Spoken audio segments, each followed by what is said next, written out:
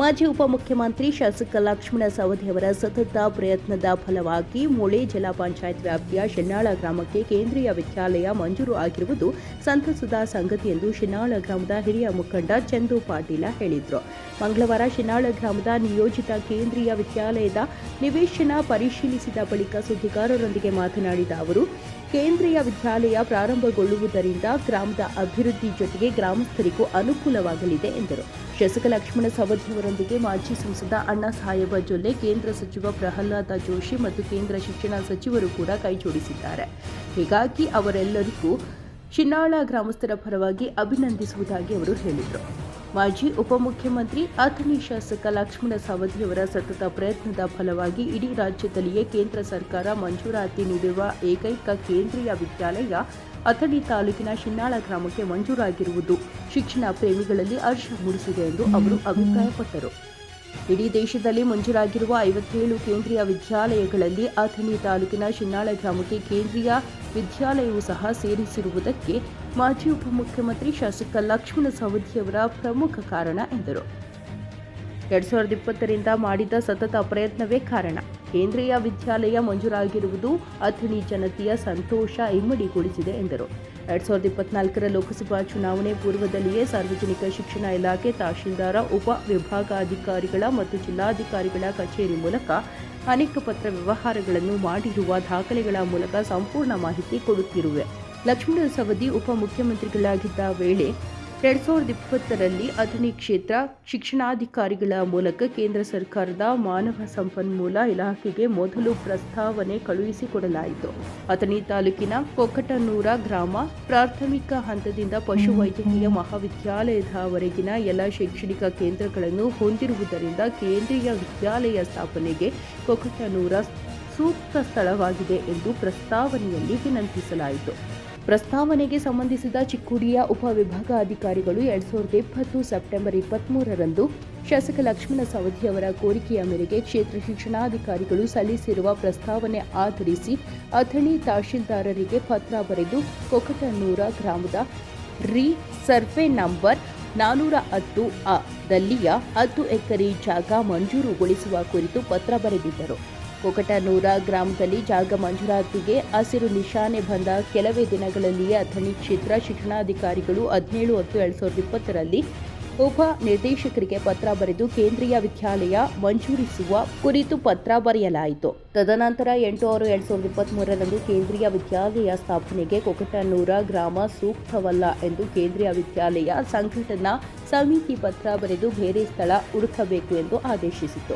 ಕೇಂದ್ರೀಯ ವಿದ್ಯಾಲಯದ ಸಂಘಟನಾ ಸಮಿತಿಯ ಸೂಚನೆ ಮೇರೆಗೆ ದಿನಾಂಕ 20/6/2023ರಂದು ಶಿನ್ನಾಳ ಗ್ರಾಮದಿಂದ 2 ಕಿಲೋಮೀಟರ್ ಅಂತರದಲ್ಲಿರುವ ರಾಜ್ಯ ಹೆದ್ದಾರಿಗೆ ಹೊಂದಿಕೊಂಡು ಇರುವ ಸರ್ಕಾರಿ ಗೈರಾನ ಜಾಗವನ್ನು ಕೇಂದ್ರೀಯ ವಿದ್ಯಾಲಯ ಸ್ಥಾಪನೆಗೆ ಮಂಜೂರು ಮಾಡಿದ್ದರೆ ಸೂಕ್ತ ಎಂದು ಅಥಣಿ ತಹಶೀಲ್ದಾರ ಸ್ಥಳ ಪರಿಶೀಲನಾ ವರದಿ ಕೊಟ್ಟರು.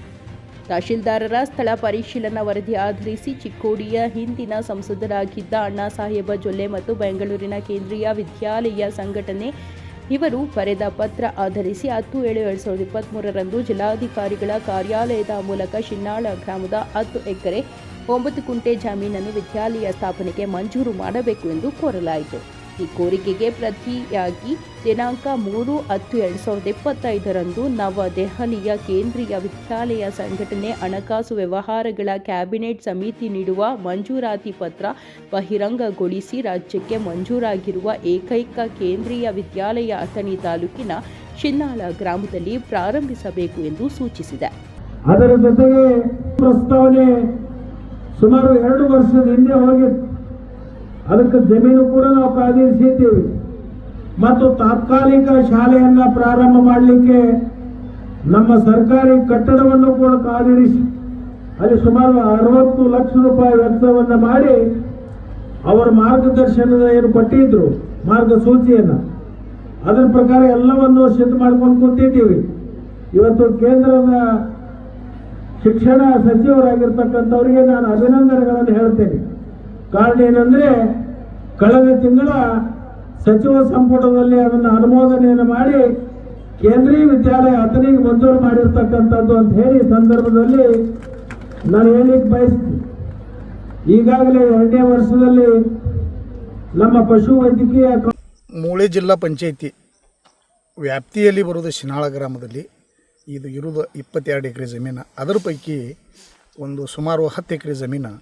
ಈ ಜಮೀನಿನಲ್ಲಿ ಕೇಂದ್ರೀಯ ವಿದ್ಯಾಲಯ ತಂದ ಈಗ ಹೊಸದ ಒಂದು ಸಂಸ್ಥೆ ಸ್ಯಾಂಕ್ಷನ್ ಆಗಿದೆ. ಈ ಸಂಸ್ಥೆಯನ್ನು ಸ್ಯಾಂಕ್ಷನ್ ಮಾಡಲಿಕ್ಕೆ ಸನ್ಮಾನ್ಯ ಶ್ರೀ ಉಪಮುಖ್ಯಮಂತ್ರಿಗಳಾದ ಮಾಜಿ ಉಪಮುಖ್ಯಮಂತ್ರಿಗಳಾದ ಲಕ್ಷ್ಮಣಣ್ಣ ಸವದಿಯವರು ಬಹಳ ಅಥಕ ಪ್ರಯತ್ನದಿಂದ 5 ವರ್ಷ ಪ್ರಯತ್ನದಿಂದ ಈ ಶಾಲೆಯನ್ನು ಸ್ಯಾಂಕ್ಷನ್ ಮಾಡ್ಲಿಕ್ಕೆ ಕಾರಣ ಲಕ್ಷ್ಮಣ್ ಸವದಿ ಅಂತ ಹೇಳೋಕ್ಕೇನು ಇದನ್ನೇ ಆಗೋದಿಲ್ಲ.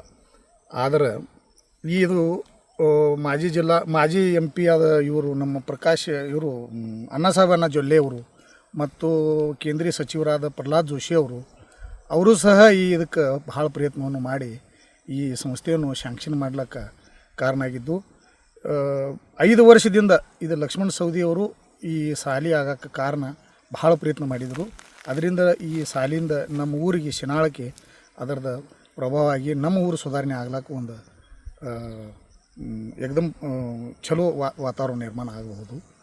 ಈ ಆಗ್ಲಿಕ್ಕೆ ಕಾರಣ ನಮ್ಮ ಶಿನಾಳ ಗ್ರಾಮದ ಗುರು ಹಿರಿಯರು ಮತ್ತು ಎಲ್ಲರೂ ಹಿರಿಯರ ವತಿಯಿಂದ ಈ ಲಕ್ಷ್ಮಣ್ ಸವದಿಯವರಿಗೆ ನಾವು ಅಭಿನಂದನೆಗಳು ಸಲ್ಲಿಸ್ತೀವಿ.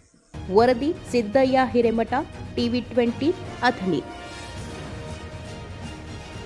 ಕನ್ನಡಿಗರ ಮೆಚ್ಚಿನ ನಿಮ್ಮ TV20 ಕನ್ನಡ ವಾಹಿನಿ ಇದೀಗ ಟಿವಿಯಲ್ಲಿ ಲಭ್ಯ. ಕರ್ನಾಟಕ ಮತ್ತು ದೇಶ ವಿದೇಶದ 360 ಡಿಗ್ರಿ ಸುದ್ದಿ ವಿವರವನ್ನ ಪಡೆಯುವುದಕ್ಕೆ TV20 ವಾಹಿನಿಯನ್ನು ಲೈಕ್ ಮಾಡಿ, ವಿಡಿಯೋಗಳನ್ನು ಶೇರ್ ಮಾಡಿ, ಕಮೆಂಟ್ ಮಾಡಿ, ಸಬ್ಸ್ಕ್ರೈಬ್ ಮಾಡಿ. HCN ಕೇಬಲ್ 842 ನಂಬರ್ನಲ್ಲಿ ಹುಕ್ಕೇರಿ ತಾಲೂಕು ಹಾಗೂ ಸಂಕೇಶ್ವರದ ಸುತ್ತಮುತ್ತಲಿನ ಹಳ್ಳಿಗಳಲ್ಲಿ ಲಭ್ಯ.